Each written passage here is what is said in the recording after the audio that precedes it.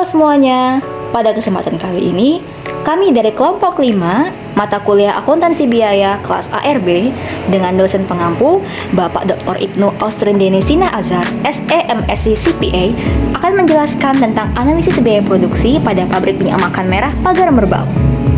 Pertama-tama, kami akan memperkenalkan diri kami, yaitu ada Mika Seviana dengan NIM akhir 041, Fatihatul Syarifah dengan NIM akhir 044, Maslan Nari Desregar dengan NIM akhir 003, Dewi Deborah Gultom dengan NIM akhir 153, dan Fahma Azura dengan NIM akhir 085. Kita akan mulai materi yang pertama.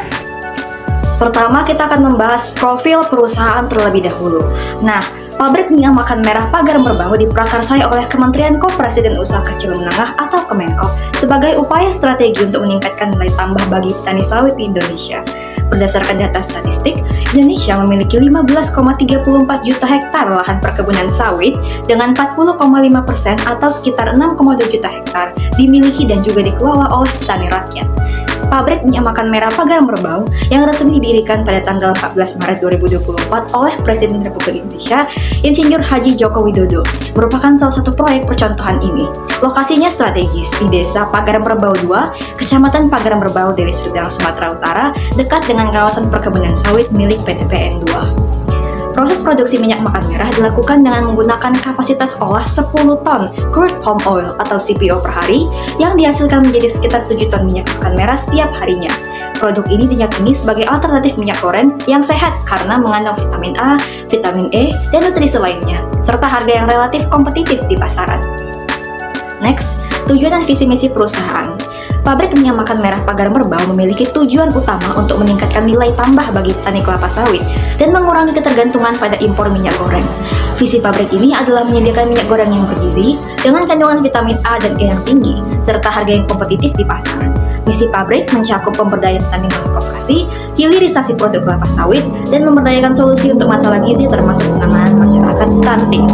Next, kita akan masuk ke alur proses pembuatan minyak makan merah dari CPO dengan hasil samping, stearin, dan juga flaky soap. Yang pertama itu tahapan penerimaan dan penyimpanan CPO, di mana bahan bakunya merupakan 10 ton CPO yang disimpan di tangki penyimpanan dengan kontrol suhu 45-50 derajat Celcius untuk menjaga kelancaran aliran minyak.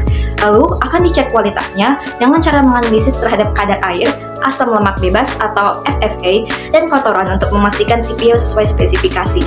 Yang kedua ada penghilangan getah atau digaming, yang tujuannya adalah untuk menghilangkan fosfolipid dan getah yang dapat mengganggu proses berikutnya.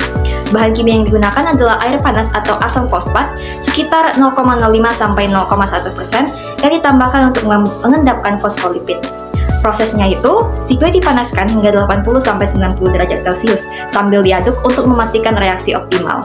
Yang ketiga, netralisasi, di mana tujuannya adalah mengurangi kandungan asam lemak bebas atau FFA. Yang bahan kimianya itu adalah natrium hidroksida yang ditambahkan 1,1-2% untuk membentuk sabun dari FFA. Prosesnya itu berlangsung pada suhu 70-80 derajat Celcius. Sabun yang berbentuk tersebut dipisahkan dari minyak. Yang keempat ada pemisahan stearin dan olein atau disebut juga fraksinasi. Nah, prosesnya ini adalah mendinginkan CPO secara perlahan hingga suhu 18-20 derajat Celcius untuk mengkristalkan stearin. Pemisahan dilakukan dengan menggunakan filter press atau sentrifugasi. Hasilnya adalah 7 ton minyak makan merah atau olein dan 2 ton stearin yang dapat digunakan untuk membuat margarin atau shortening. Yang kelima adalah pemurnian sederhana atau simple refining. Tujuannya untuk mengurangi kotoran tanpa merusak kandungan karoten dan juga vitamin E. Menggunakan bahan kimia bleaching earth sekitar 0,5-1% yang ditambahkan untuk menyerap kotoran dan pigmen yang tidak diinginkan. Prosesnya itu, minyak dipanaskan hingga 90-100 derajat Celcius dan dicampur dengan tanah pemucat atau bleaching earth sebelum disaring.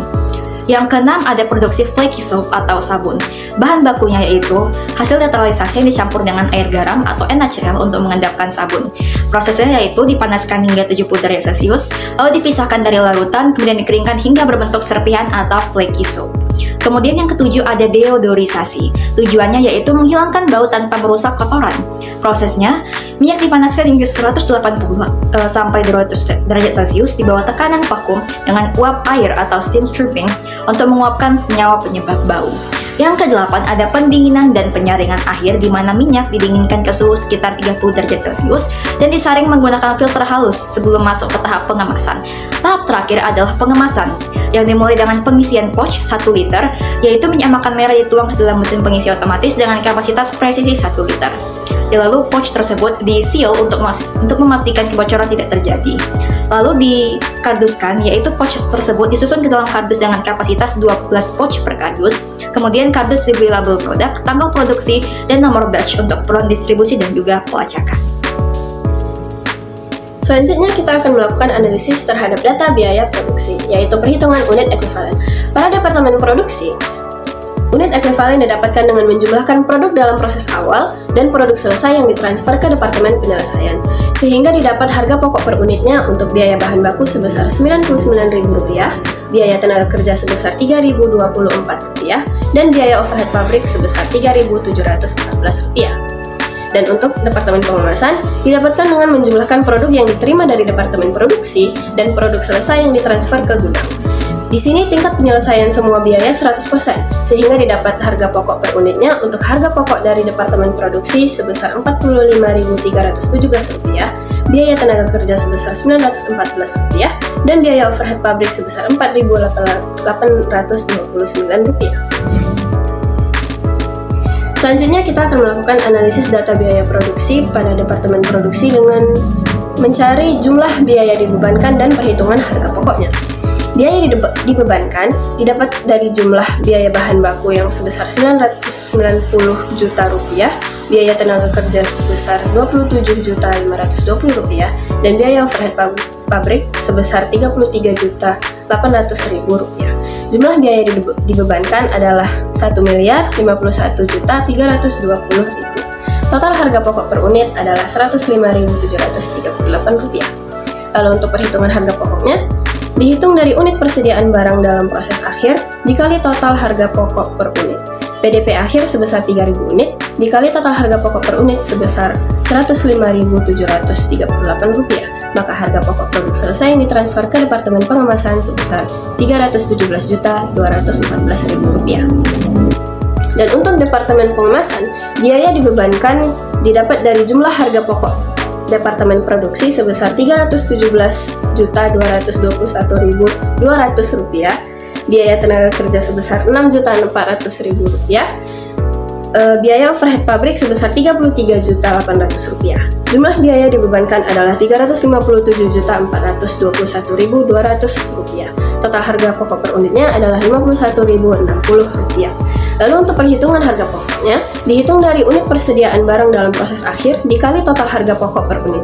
PDP akhir sebesar 7.000 unit dikali total harga pokok per unit sebesar Rp51.060. Maka harga pokok produk selesai yang ditransfer ke gudang sebesar Rp357.420.000. Baik, saya akan menjelaskan laporan harga pokok produksi dari PT Minyak Merah untuk bulan Oktober 2024 yang terbagi menjadi dua bagian, yaitu Departemen Produksi dan Departemen Pengemasan. Nah, pertama itu kita akan bahas laporan harga pokok produksi, yang dimana Departemen Produksinya. Nah, data produksinya itu, produk dalam proses awal ada 10.000 unit barang yang sudah mulai diproses di awal bulan Oktober, tapi belum selesai dibuat. Terus ada produksi selesai yang dimana sebesar 7.000 unit barang sudah selesai diproduksi di bulan Oktober dan siap dikirim ke Departemen Pengemasannya. Terus ada produk dalam proses akhir yang masih ada 3.000 unit barang belum selesai sepenuhnya, sekitar 70% penyelesaiannya pada akhir bulan. Nah, biaya yang dibebankan ini, biaya bahan baku atau BBB itu sebesar 990 juta. Ini adalah total biaya bahan baku yang digunakan dalam proses produksi selama bulan Oktober. Terus ada BTK atau biaya tenaga kerja sebesar 27.520.000. Biaya ini merupakan upah yang dibayarkan kepada pekerja yang terlibat langsung dalam proses produksinya. Terus ada BOP atau biaya overhead pabrik sebesar 33.800.000, di mana BOP ini mencakup biaya yang tidak langsung dibebankan kepada proses produksinya seperti biaya listrik, pemeliharaan mesin, dan lainnya. Terus ada perhitungan dari unit setara, di mana untuk BBB itu unit setaranya itu dihitung dengan asumsi bahwa produk dalam proses akhir dihitung sebagai produk penuh. Ini berarti 7.000 unit selesai ditambah 3.000 unit yang dihitung sebagai setara 100% untuk BBB. Terus untuk BOP dan BTK, karena penyelesaiannya hanya 70%, unit setara untuk BOP dan BTK adalah 7.000 unit, ditambah 3.000 unit, dikali 70%, yang dimana hasilnya adalah 9.100 unit setara. Terus kita akan perhitungan harga pokok per unitnya, di mana BBB itu 990 juta dibagi dengan 10.000 unit setara yang menghasilkan 99.000 per unit. Terus BTK itu ada 27.520.000 dibagi dengan 9.100 unit setara yang menghasilkan 3.024 per unit. Terus ada BOP 33.800.000 dibagi dengan 9.100 unit setara yang menghasilkan 3.714 per unit. Setelah semua biaya per unit ditentukan, langkah berikutnya adalah menghitung biaya total untuk unit yang selesai dan ditransfer ke Departemen Pengemasan. Jadi, total biaya untuk memproduksi 7.000 unit barang yang selesai yang dikirimkan ke Departemen Pengemasan adalah 317.214.000. Baik, selanjutnya kita akan menjelaskan laporan harga pokok produksi di Departemen Pengemasan. Setelah produk selesai diproduksi, produk tersebut ditransfer ke Departemen Pengemasan untuk dikemas dan disiapkan untuk dikirim ke gudang. Berikut adalah rincian dari laporan harga pokok di Departemen Pengemasan. Nah, dapat kita lihat di data produksinya, produk yang diterima dari Departemen Produksi itu sebesar 7.000 unit. Jumlah ini adalah produk yang telah selesai diproduksi dan siap dikemas. Terus ada produk selesai yang ditransferkan ke gudang sebesar 7.000 unit. Ini adalah produk yang telah selesai dikemas dan siap dikirim ke gudang untuk disimpan atau dijual.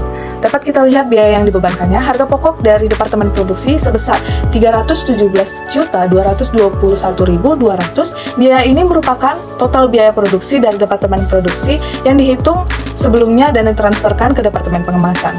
Terus ada BTK atau biaya tenaga kerja sebesar 6.400.000. Biaya ini adalah upah yang dibayarkan kepada tenaga kerja yang bertugas dalam proses pengemasan. Terus ada BOP, biaya overhead pabrik sebesar 33.800.000. Biaya overhead ini meliputi biaya yang berkaitan dengan fasilitas dan peralatan yang digunakan untuk mengemas produk. Terus dapat kita lihat perhitungan harga pokok per unit. Untuk menghitung harga pokok per unit di Departemen Pengemasan, biaya dari Departemen Produksi dan Pengemasan dikombinasikan dan dibagi dengan total 7.000 unit produk yang dikemas. Dapat kita lihat di harga pokok dari Departemen Produksi sebesar 317.221.200 dibagi 7.000 unit menjadi sebesar 45.317 per unit. Lalu ada BTK-nya, di mana 6.400.000 dibagi 7.000 unit menjadi 914 per unit. Lalu ada BOP-nya 33.800.000 dibagi 7.000 unit menjadi sebesar 4.829 per unit. Nah, total harga pokok per unit di Departemen Pengemasan adalah 45.317 ditambah 914 ditambah 4.829 menjadi 51.060 per unit. Nah, total harga pokok produk selesainya adalah setelah kita menghitung harga pokok per unit, total harga pokok untuk produk yang telah selesai dikemas dan siap dikirim ke gudang dihitung dengan mengalihkan harga pokok per unit dengan jumlah unit yang telah selesai dikemas, yaitu 7.000 unit. Maka total harga pokok adalah 357.420.000. Nah, baik, jadi laporan harga pokok produksi yang saya jelaskan tadi memperlihatkan proses perhitungan biaya yang detail dari Departemen Produksi hingga Departemen Pengemasan. Pada Departemen Produksi, biaya produk utama itu ada BBB, BTK, dan BOP yang dihitung berdasarkan unit setara dengan penyesuaian untuk produk yang masih dalam proses. Kemudian, biaya tersebut ditransferkan ke Departemen Pengemasan, di mana biaya tenaga kerja dan overhead ditambah dibebankan untuk menghitung harga pokok produk yang sudah dikemas. Laporan ini sangat penting karena memungkinkan perusahaan untuk mengetahui total biaya produksi yang dikeluarkan untuk menghasilkan produk jadi, yang kemudian akan membantu dalam penetapan harga jual, evaluasi efisiensi produksi, dan pengembalian keputusan lainnya. Baik, sekian penjelasan dari saya. Selanjutnya akan dijelaskan oleh teman saya. Oke, kita lanjut ke evaluasi pengendalian biaya produksi pabrik minyak makan merah. Yang pertama itu adalah analisis biaya produksi bahan baku. Penggunaan CPO sebagai bahan baku utama menunjukkan bahwa biaya per unit bahan baku jauh melebihi harga jual produk per unitnya, meskipun tidak ada pemborosan yang terdeteksi. Oke, kita lanjut kepada evaluasi pengendalian biaya produksi pabrik minyak makan merah. Analisis biaya produksi overhead pabrik. Jadi biaya overhead itu termasuk listrik dan kebutuhan operasional lainnya, sedikit di atas 10% dari harga jual per unit. Meskipun demikian, biaya ini masih tergolong wajar dan tidak menunjukkan pemborosan yang signifikan. Oke, kita lanjut ke identifikasi area di mana biaya aktual melebihi atau berada di bawah biaya standar atau yang dianggarkan. Jadi identifikasi perbedaan biaya bahan baku, biaya yang tinggi menunjukkan adanya ketidakefisiensian atau ketergantungan pada harga pasar CPO yang fluktuatif. Oke, selanjutnya ada identifikasi perbedaan biaya TK dan BOP. Jadi kedua biaya ini sesuai dengan standar atau anggaran sehingga tidak menjadi penyebab utama tingginya biaya produksi. Oke, jadi pada slide ini kita akan membahas mengenai perbedaan yang mendasar antara biaya standar dan juga biaya aktual. Jadi biaya standar itu adalah estimasi yang ditetapkan di awal proses produksi berdasarkan tata historis atau asumsi tertentu mengenai bahan baku, tenaga kerja, dan juga overhead. Biaya ini digunakan sebagai alat perencanaan dan juga pengendalian sehingga perusahaan dapat memperkirakan pengeluaran dan juga menetapkan anggaran dengan lebih baik. Sementara itu, biaya aktual itu mencerminkan pengeluaran nyata yang terjadi selama proses produksi itu berlangsung. Biaya ini mencakup data yang real yang dikumpulkan setelah produksi itu selesai dilangsungkan. Seperti harga bahan baku yang benar-benar dibayar, jam kerja aktual karyawan, serta biaya overhead yang benar-benar dikeluarkan. Dengan membandingkan keduanya, perusahaan dapat mengevaluasi kinerja, mengidentifikasi penyebab selisih biaya, dan juga mengambil langkah untuk meningkatkan efisiensi di masa depan. Nah, lebih detailnya, biaya standar itu dirancang untuk mencangkup elemen-elemen utama produksi seperti estimasi biaya bahan baku, tenaga kerja langsung, dan juga overhead pabrik dalam skenario yang ideal. Misalnya dalam konteks produksi minyak makan merah, biaya bahan baku standar yang akan dihitung berdasarkan harga rata-rata minyak sawit mentah atau CPO dalam kondisi pasar yang stabil. Sebaliknya, biaya aktual memperhitungkan kondisi nyata seperti harga bahan baku yang mungkin mengalami kenaikan akibat fluktuasi pasar global atau biaya tenaga kerja tambahan karena adanya lembur untuk memenuhi target produksi. Oleh karena itu, analisis perbandingan antara biaya standar dan juga biaya aktual menjadi sangat penting untuk memahami apakah proses produksi berjalan sesuai dengan rencana atau terdapat inefisiensi yang perlu diperbaiki. Oke, selanjutnya yaitu faktor penyebab ketidakefisienan. Jadi beberapa faktor utama yang menyebabkan perbedaan antara biaya standar dan juga biaya aktual atau ketidakefisienan dalam proses produksi dapat kita lihat dari beberapa aspek. Jadi yang pertama yaitu fluktuasi harga bahan baku. Jadi dalam industri seperti pabrik minyak makan merah ini, harga minyak makan sawit mentah atau CPO dan bahan kimia sangat bergantung pada dinamika pasar global, seperti perubahan harga minyak dunia atau kebijakan ekspor-impor. Yang kedua adalah jam lembur tenaga kerja. Jadi dalam situasi tertentu, lembur mungkin diperlukan untuk mengejar target produksi, yang pada akhirnya meningkatkan biaya tenaga kerja aktual. Meskipun jam lembur bisa tetap efisien dalam batas tertentu, tetap saja ini menciptakan selisih dari biaya standar. Faktor lainnya seperti perbedaan dalam efisiensi penggunaan bahan baku dan juga bahan energi yang seringkali disebabkan oleh kerusakan alat prosedur yang kurang optimal atau pelatihan tenaga kerja yang belum memadai. Untuk itu, pengendalian biaya yang lebih efektif menjadi solusi agar perusahaan dapat meminimalkan variasi biaya dan juga dapat menjaga profitabilitas. Selanjutnya, berikut dokumentasi, yaitu pertama ada foto bersama Bapak Oktrigana Wirian, SPD MPD, selaku Direktur dari Pabrik Penyamakan Merah Pagar Merbau.